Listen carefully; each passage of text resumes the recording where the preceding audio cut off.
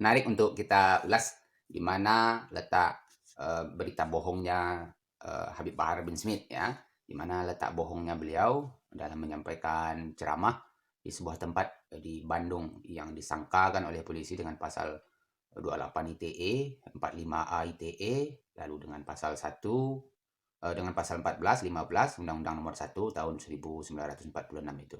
Nah, kalau itu dikatakan berita bohong, ya, berita benarnya seperti apa? Nah, ini yang ingin kita dengar ya. Berita benarnya kan sudah dirilis oleh Komnas HAM sendiri bahwa ada pelanggaran HAM di sana. Ya, tidak bisa dipungkiri karena itu rilis oleh lembaga ad hoc yang resmi eh, di negara kita. Ya. Lalu kalau dikatakan itu berita hoax, hoaxnya di mana ya? Karena ada banyak media juga yang memberitakan bahwa eh, apa yang disampaikan oleh Habib Bahar itu juga kemudian dibuktikan oleh saksi-saksi di pengadilan bahwa ada penganiayaan sebelum terjadi pembunuhan terhadap 6 laskar itu. Justru ada 2 orang yang sudah terkulai, ada 4 orang yang masih hidup. Nah itu fakta persidangan sudah didengar ya, sudah dirilis di banyak media. Jadi kalau dikatakan itu hoax, berita bohong, lalu media yang memberitakan bagaimana? Lalu pengadilan yang menyidangkan, apakah pengadilan itu juga dikatakan hoax? Apakah pengadilan itu juga dikatakan menyelenggarakan persidangan bohong begitu ya? Tapi jelas ya persidangannya persidangan dagelan karena ada banyak uh, instrumen untuk pembuktian tidak disinggung di pengadilan itu termasuk penyiksaan terhadap 6 laskar itu. Ya, kenapa badannya melepuh, kemudian kenapa kemaluannya rusak ya kan? Lalu ditembak dalam jarak dekat, lalu ada diotopsi tanpa izin dari keluarga. Ini kan pertanyaan-pertanyaan serius yang mesti dijawab oleh kepolisian ya kan. Nah, kemudian ketika dirilis ada Dudung Abdurrahman di sana. Dalam rangka apa, keperluan apa, dan kapasitas dia sebagai apa hadir di rilis pers ketika Polda Metro Jaya, Kapolda Metro Jaya Fadil Imran merilis ya kan alat bukti yang ditunjukkan. Lalu kemudian alat bukti itu berubah-ubah informasinya ya. Pertama dikatakan senjatanya rakitan, lalu senjatanya build up, lalu ada katana samurai yang ternyata juga persis sama pernah dirilis di Polres lain. Itu kan pertanyaan-pertanyaan sederhana dari masyarakat ya. Bohongnya di mana? Ya, kan ini kita lihat ini ada media yang memberitakan ketika awal-awal atau kasus ini baru-baru terjadi ya, terdengar jeritan, terdengar ada penyiksaan, lalu ada beredar suara eh, dari para laskar ini ketika disiksa, aduh Pak, ampun Pak ya kan. Ya, ini kan itu kan bagian dari petunjuk ya yang mungkin diperiksa dan diselidiki mestinya oleh Komnas HAM. Tapi ada ribuan CCTV, kemudian mereka tidak menemukan CCTV itu berbarengan ya. Lalu ada informasi yang disampaikan oleh saksi di persidangan bahwa HP mereka disterilkan ya, di sweeping oleh kepolisian ketika terjadi peristiwa itu.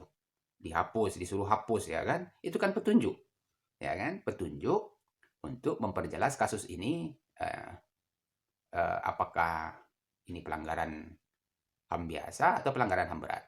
Dan kalau kita lihat ini hasil investigasi penyelidikan yang dilakukan tim pengawal ya pembunuhan peristiwa pembunuhan 6 laskar ini tim TP3 itu saya coba baca sedikit ini uh, jauh sekali ya jomplangnya dibanding dengan apa yang dirilis oleh Komnas HAM. Jadi banyak informasi yang ditutupi oleh Komnas HAM. Jadi ada konspirasi untuk menutupi peristiwa, petunjuk-petunjuk untuk mengungkap kasus ini seperti apa sesungguhnya skenario-nya. Lalu ditumbalkan ini kan, ada beberapa orang anggota yang pangkatnya rendah-rendah saja. Nah kemudian ini distigma oleh kelompok yang mendukung pemerintah ya, karena ini dilakukan oleh negara ya. Kalau kepolisian bertindak seperti ini dilakukan oleh negara karena anggota yang turun ke lapangan untuk melakukan surveillance itu sendiri, dia mengakui bahwa ada perintah ya dari reskrimumnya untuk melakukan surveillance ya. Lalu kemudian kok surveillance bawa senjata, surveillance kok sampai membunuh dia, surveillance kok sampai mepet-mepet dia kan. Jadi yang dipepet siapa? Yang menyerang siapa, lalu yang dituduh siapa, di stigma ke teroris, ini yang dibunuh itu teroris, teroris lah. Kalau teroris yang dibunuh kenapa pelakunya polisi itu disidang, lalu itu sidang apa, sidang pembunuhan teroris? Itu pertanyaannya, kan tidak mungkin begitu ya. Jadi ada semacam operasi media untuk membentuk opini ya, dan itu dibiarkan saja oleh negara. Ini berbahaya. KKB di Papua Dikatakan awalnya teroris, tapi mau dirangkul. Ini sudah tidak aneh lagi bagi kita cara-cara negara yang sudah bertindak di luar eh, aturan undang-undang. Ini berbahaya. Ini perlu kita ungkap terus ya. Jadi pertanyaan besarnya tadi di mana letak bohongnya Habib Bahar? Ya kalau apa yang disampaikan Habib Bahar itu di ceramahnya sebuah kebohongan ya. Katanya kan dalam pidato itu kalau kita potong sedikit ya, kita kutip saja bahwa ada 6 laskarnya dibunuh, disetrika, kemudian kemaluannya dirusak ya kan, dibakar ya kan.